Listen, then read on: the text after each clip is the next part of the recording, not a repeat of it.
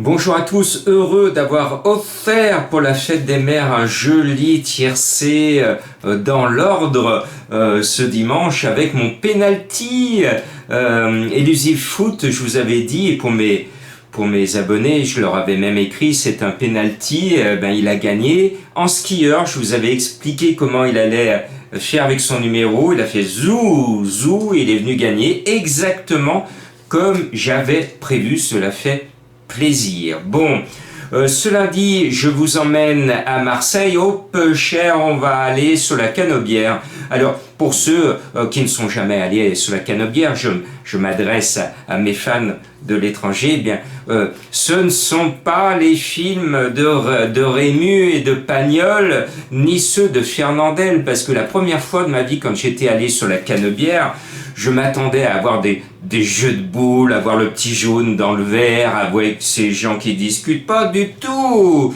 La Canebière, c'est comme la Pardieu à Lyon, c'est que du commerce. Bon, voilà. Allez, sans rancune pour mes amis marseillais, mais c'est vrai que j'ai pas vu un jeu de boules là-bas. Par contre, on mange super bien autour du Vieux-Port, donc c'est déjà pas mal. Bon. J'ai un cheval qui me plaît bien, que je tente en tête de ma sélection parce qu'il est comme moi, il est en pleine forme. C'est le 10 Silver Schnock.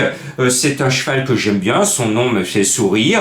La forme est là, l'entraîneur est redoutable, le jockey est de talent. Je vous en rajoute une louche, bon vous avez compris, on va le jouer. Et puis Dragonnet, on l'a tous vu dans nos jumelles la dernière fois dans un quintet supérieur, le numéro 8. Donc normalement, on ne devrait pas faire Fanny avec ce numéro 8, on devrait aller titiller le cochonnet. Et puis le 4, Électron Libre, alors lui c'est son plus facile tiercé de sa vie. S'il le rate, alors peu cher, on va toucher un quintet énorme. Normalement sur sa valeur qu'il a toujours démontré depuis ses débuts dans les quintets, un lot comme ça c'est de la rigolade. Après, on va mettre, il faut mettre les Marseillais quand même sur nos tickets. Le plus chargé, donc théoriquement le meilleur, c'est l'As Vouki. L'entraîneur est chaud comme le soleil dans le midi. Eh bien, c'est, je pense, pratiquement un coup sûr dans les 5.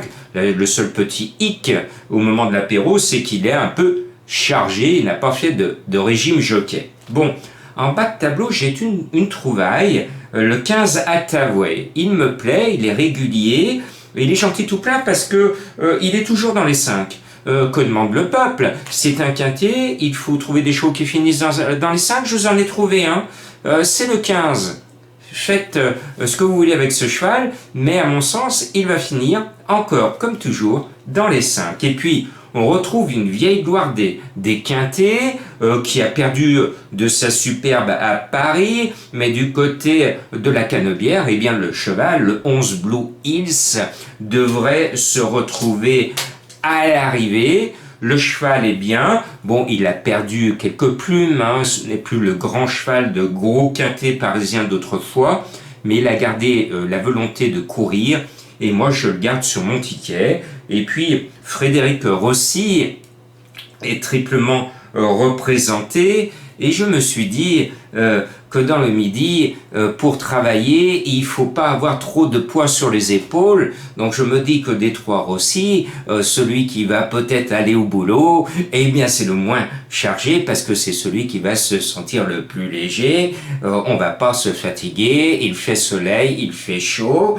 Donc ceux qui portent trop de plomb, comme le soleil est de plomb, on va les laisser passer et on va mettre Sayan le 16 sur mon ticket. Et puis je vais pas contredire pour une fois Madame Colombo, elle m'a mis un petit cœur sur mon journal sur Satutuna le numéro 14. Eh bien voilà, je pense qu'on va essayer de bien commencer la semaine, mais attention, c'est un quintet de Marseille, donc indice de confiance 1 sur 5.